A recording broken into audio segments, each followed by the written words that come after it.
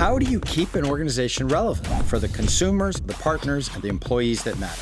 This question of relevance is often discussed in our CEO forums, because if the CEO's got one job, it's to connect the company's purpose to its strategy and to its operating model. One CEO who's extraordinarily passionate about this topic is the CEO of Pizza Hut, Aaron Powell. He is determined to keep the company relevant not only today, but for consumers and employees tomorrow. Aaron, great to see you. Hey, it's great to see you as well, Jimmy. I very much look forward to this conversation. You are probably the most passionate speaker I know among CEOs about the topic of relevance, and love to talk today about how you arrived at that topic and what you're doing. Well, so I'm going to start with an insight. We are less relevant, less cutting through with the younger generation than we are with, though, I'm not going to call us old. Oldies, but oldies, we call it. The less young. So now the whole goal is, in today's environment, with the younger consumer in particular, how do we make sure that we are the pizza of choice and that we show up as connecting people through the joy of pizza? And the insight was this: the people working in the Pizza Huts were the exact type of target consumer that we want to win over. Yeah. So how do we capture that joy? How do we capture that magic? Get into the essence of it is, we're not selling salads or omelets. It is pizza, and it's associated with special moments. You share it with people that you love. We are a pizza company powered by people trying to deliver special moments, and that's the journey we're on, and frankly, it's a fun journey. Founders use the word joy.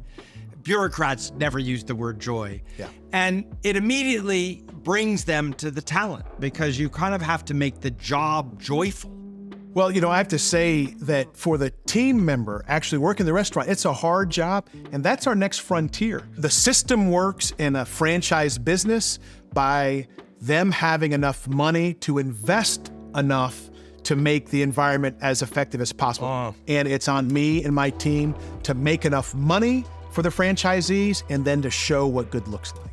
And you slowly see some folks who have been employed by Pizza Hut who had convinced themselves that all pizza is pizza, that it had commoditized. So it's almost, this is special. We are going to make it special again. We have the right to do so and bring joy to every moment. And once we've done that, we can start bringing in enough money. Yeah. But day one is, this is not a commodity product. And then it's therefore not a commodity job. I'm taking that one. It's not a commodity product. It's not a commodity job. I like it. So much of what CEOs will come in and say is, we've fallen out of love with our product. And the very first thing you said is, we've got to get back to the love of the pizza itself. Absolutely. And then you have this other thing that you talked about in the forum. You've got your founder. Who has their founder anymore? Very few companies of your size and iconic status. As you rightfully said, it is rare. Mr. Carney is over 90 years old, founded Pizza Hut in 1958. The person who brought pizza to the world, he is an inspiration. And really, a lot of what we're trying to do, Jimmy, is how do we recapture some of that entrepreneurial spirit, some of that can-do attitudes, and frankly, to make a real change, you have to do stuff. You have to do stuff, even if it doesn't work. So it's a yes, fall in love with it, and innovate and push. And most people are thrilled by it. Some people are uncomfortable, for sure. And Jimmy, I would underline two things. One is honor the past. The second thing that's probably even the more important is bring people with you. Both of those things are very important and learned through trial and error.